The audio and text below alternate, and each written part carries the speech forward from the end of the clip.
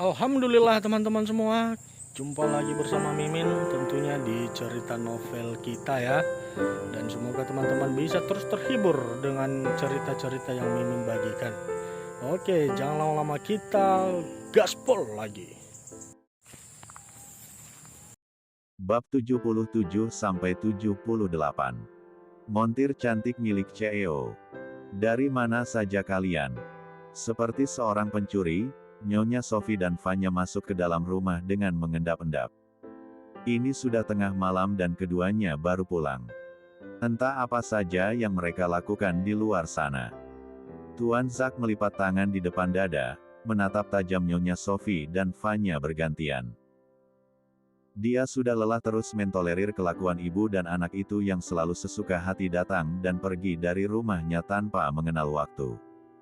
Zack, kau belum tidur. Nyonya Sophie terbata, padahal biasanya wanita itu selalu membalas ucapan Tuan Zack dengan lantang dan menantang. Jawab pertanyaanku. Dari mana saja kalian? Hah? Entah sudah beberapa detik berlalu dan mereka masih bungkam. Sekali lagi aku tanya, dari mana kalian sampai selarut ini baru pulang? Kami. Kenapa kau bertanya Zack? Bukankah selama ini kau tidak peduli dengan aku dan Vanya? Tuan Zack mempersempit langkah. Jangan mengalihkan pembicaraan. Jawab saja pertanyaanku. Dek. Nyonya Sophie dan Vanya saling menatap mencari jawaban yang sekiranya bisa membuat Tuan Zack percaya. Terlalu banyak yang disembunyikan oleh Nyonya Sophie, hingga dia harus berbohong untuk menutupi kebohongannya yang lain. Seperti hari ini, setelah dari rumah sakit, Nyonya Sophie mengantarkan Vanya untuk bertemu teman-temannya di sebuah mall di pusat kota. Sebab putrinya itu sedang tidak ada jadwal modeling hari ini, Nyonya Sophie memaklumi, mungkin saja Vanya ingin berkumpul dengan teman-temannya saat libur seperti ini.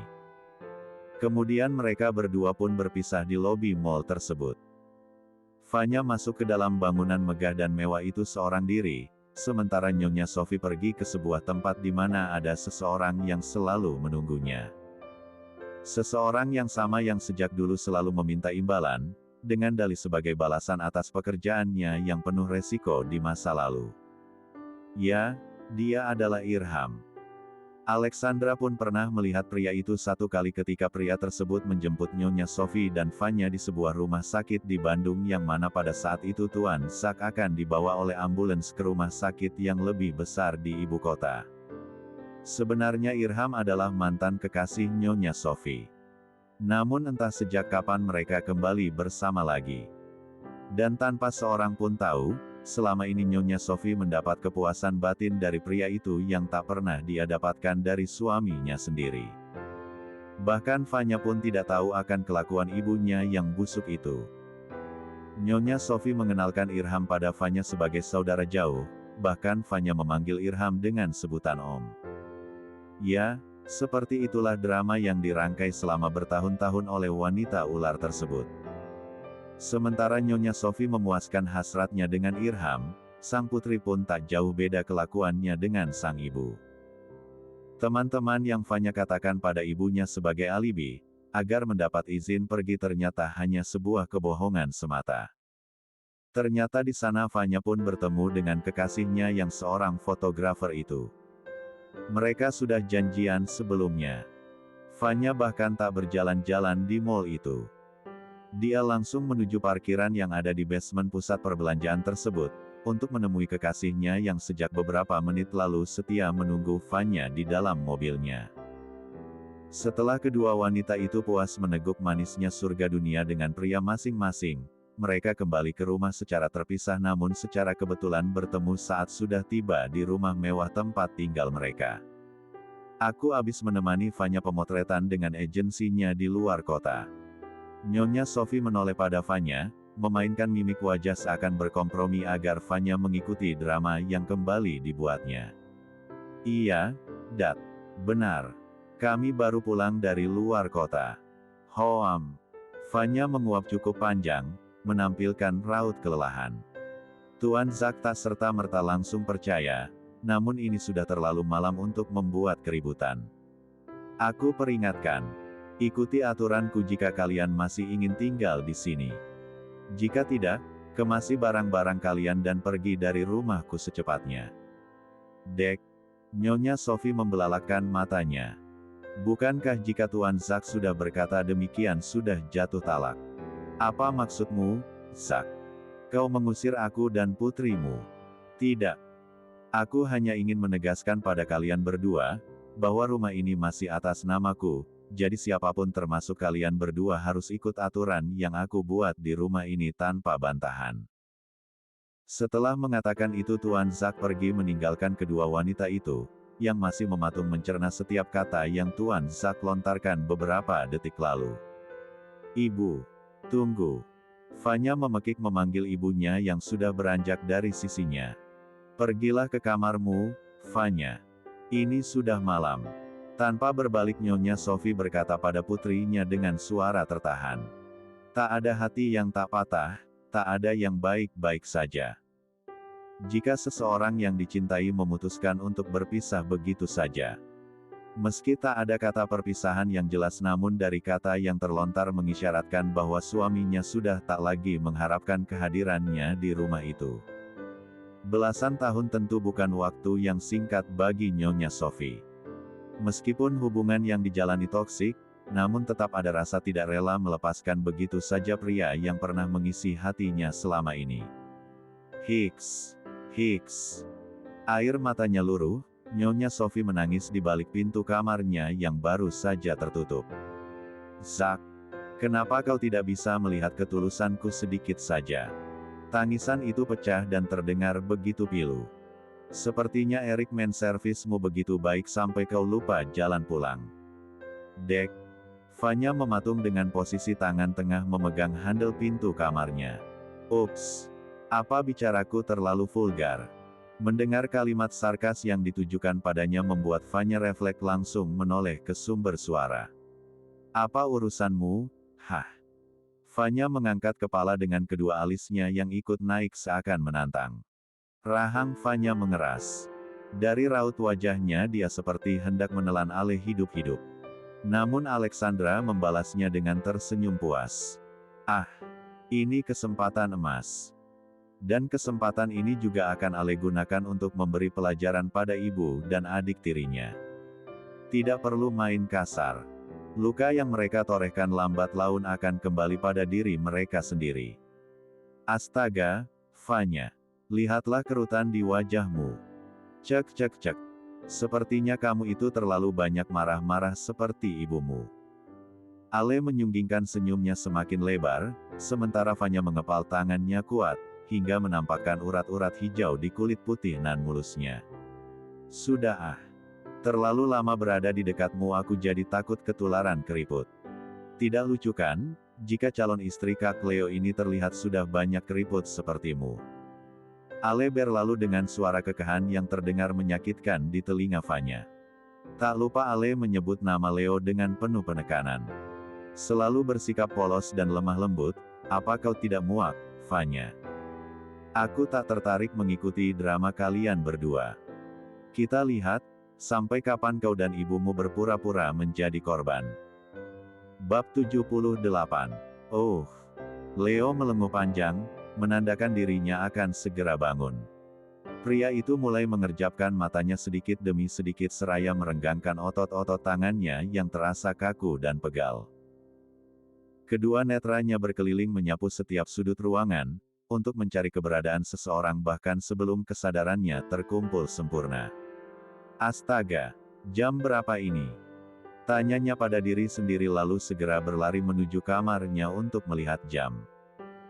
Leo mengusap wajahnya kasar, sudah pukul 1 dini hari. Ah, tentu Alexandra sudah pulang, pikirnya. Namun tak ada yang bisa dia lakukan sekarang, sebab seingat Leo ponsel miliknya tertinggal di rumah sakit. Dan sialnya Leo tidak hafal nomor ponsel kekasihnya tersebut. Padahal Leo khawatir dan ingin tahu kabar apa Ale sudah sampai di rumahnya atau belum. Leo membuka jendela kamarnya. Pemandangan di bawahnya langsung menampakkan gemerlap cahaya lampu dari bangunan dan kendaraan yang masih berlalu lalang di pusat kota tersebut. Sepertinya tak ada kata terlalu larut bagi orang-orang metropolitan itu. Bunyi klakson yang sesekali bersahut-sahutan menandakan bahwa orang-orang itu tak peduli bahkan saat hari sudah menjelang pagi lagi. Mereka masih sibuk dengan dunianya. Entah untuk bekerja atau sekedar menghibur diri. Angan Leo mengawang ke langit lepas, hamparan bintang-bintang di sana seolah melukiskan wajah wanitanya. Aku merindukannya. Gumam Leo dalam hatinya. Merindukan Alexandra, padahal baru beberapa jam lalu mereka bertemu. Ya, tepatnya lebih dari 9 jam yang lalu.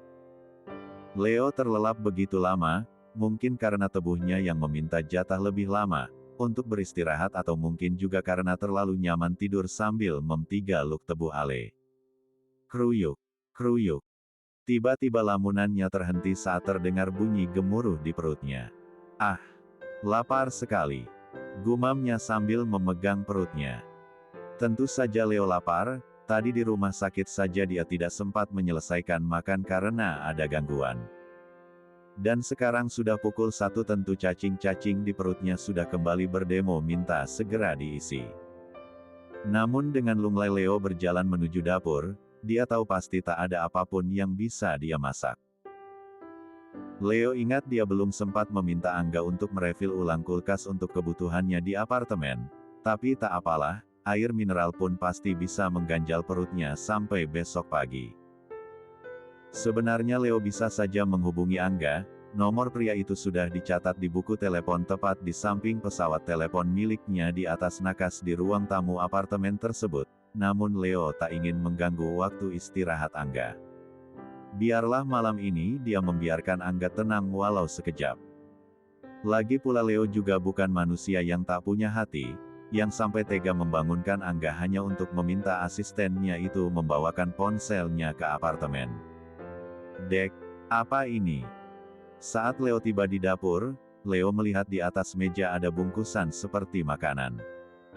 Sebelum membuka bungkusan tersebut, sorotnya teralihkan dengan secarik kertas dengan bubuhan tinta hitam yang cantik di atasnya. Apa tidurmu nyenyak? Maaf, aku pulang dan tidak pamit terlebih dulu. Aku tidak tega untuk membangunkanmu. Aku tahu setelah bangun nanti kamu pasti lapar, jadi aku belikan makanan ini untukmu. Tapi aku tidak tahu apa kamu suka atau tidak dengan makanannya. Please jangan sakit lagi dan tolong jaga kesehatanmu karena aku akan sangat sedih jika sampai melihat kamu sakit seperti itu lagi. Makanlah. Jika sudah, kamu bisa pergi dan periksa catatanku selanjutnya di buku telepon yang ada di atas meja ruang tamu. Ingat, kamu harus makan dulu sebelum memeriksanya. Leo tersenyum simpul, hanya tulisan begini saja namun membuat jantungnya kembali berulah. Berdebar tak karuan membuatnya senyum-senyum sendiri seperti orang yang tidak waras. Tak ingin berlama-lama, pria itu pun segera memakan menu sehat yang Ale pesankan untuknya bahkan tanpa memanaskan terlebih dulu. Sup krim jagung, steak yang terbuat dari tempe lengkap dengan potato wedges dan saus cocolan yang terbuat dari jamur, serta 1 mangkuk penuh salad buah yang masih terlihat segar dan menggiurkan. Leo duduk di meja bar dekat dapur, lalu mulai memakan suap demi suap makanan dingin itu. Entah karena lapar atau karena Alexandra yang memberikannya, dalam sekejap semua menu di depannya sudah tandas tak bersisa. Gegas Leo meletakkan alat makan dan membuang bungkusan bekas makannya tadi ke tempat sampah. Setelah meneguk air dalam botol kemasan dari dalam lemari pendinginnya, pria itu pun berjalan cepat menuju sudut yang ada di pesan yang Ale tuliskan. Leo tersenyum lebar hingga menampakkan barisan gigi putih dan rapinya. 081000. Aku tahu ponselmu tidak ada dan kamu tidak mungkin hafal nomor teleponku, kan? Hubungi aku kapanpun. Aku pasti akan mengangkatnya. Sampai jumpa besok. I love you. Leo menimbang-nimbang, ragu untuk menghubungi Ale di jam segini. Tadi pria itu sempat bingung karena tak bisa menghubungi kekasihnya, karena tak ada ponsel dan tak hafal nomor ponsel Ale. Kini, saat nomor itu sudah ada malah semakin membuatnya dilanda kebingungan. Sementara di seberang sana pun ada Raga yang belum juga beristirahat. Seorang wanita yang masih asyik duduk di depan laptopnya. Entah apa yang sedang dikerjakan, namun terlihat ada tumpukan kertas di sisi laptopnya yang menandakan bahwa wanita itu tengah sibuk dengan pekerjaan yang entah apa. Krek, krek. Ale menyembunyikan sendi jari jemarinya yang pegal lalu mulai merebahkan punggung di sandaran sofa. Wanita itu pun membuka kacamata bacanya, dan meletakkan benda tersebut di atas tumpukan kertasnya. Ale memejamkan matanya untuk memberikan waktu, indera penglihatannya istirahat barang sebentar. Karena Ale hari ini tidak bekerja, jadi dia pun meminta Damar untuk membawakan pekerjaannya hari ini ke rumah. Ale memang belum memiliki asisten pribadi seperti sang Dedi, jadi mau tidak mau Ale meminta bantuan hanya pada pria itu. Ale pun tidak keberatan jika nantinya saat Datzak sudah benar-benar pensiun, Damarlah yang akan mendampingi Ale sebagai seorang asisten pribadinya. Bagaimanapun selama ini Damar sudah banyak membantu dedinya di perusahaan. Pria itu juga sudah membuktikan betapa loyalnya selama ini terhadap perusahaan Lincoln. Ale tidak menyangka, hanya tidak bekerja selama 1 hari saja sudah banyak pekerjaannya yang terbengkalai. Laporan keuangan bulanan, laporan kinerja para karyawan yang dibuat oleh masing-masing kepala bagian belum sempat Ale periksa, ditambah ada beberapa meeting yang juga harus tertunda. Satu lagi, seharusnya Ale ikut serta dalam proses perekrutan tenaga kerja baru yang dibuka perusahaannya sejak beberapa hari lalu. Karena ada beberapa bagian yang harus menambah 1-2 SDM. Sebenarnya Datzak sudah mengatakan tidak masalah, jika Datzak yang mengerjakan semua pekerjaan itu hari ini. Namun Ale bersikeras meminta dedinya untuk tidak melakukan apapun. Ale ingin secepatnya bisa mengerjakan semua job desk-nya sebagai seorang pemimpin perusahaan. Ale tidak ingin terlalu lama menjadi bayangan sang dedi. Sebab itu akan membuat para bawahan memandang remeh dirinya. Ada untungnya juga Ale menderita insomnia akut. Jadi tak terlalu berat baginya untuk terus membuka mata di saat orang lain sudah terlelap. Hanya butuh waktu 10 menit untuk menutup mata, kini wanita itu sudah kembali berkutat dengan tanggung jawabnya lagi. Namun sesekali Ale menatap pada ponselnya yang berada di sisi kiri laptopnya. Ale menekuk wajah. Apa dia belum bangun, ya? Tanya Ale dalam hati saat melihat jam di dinding kamarnya yang menunjukkan sudah pukul 2:30.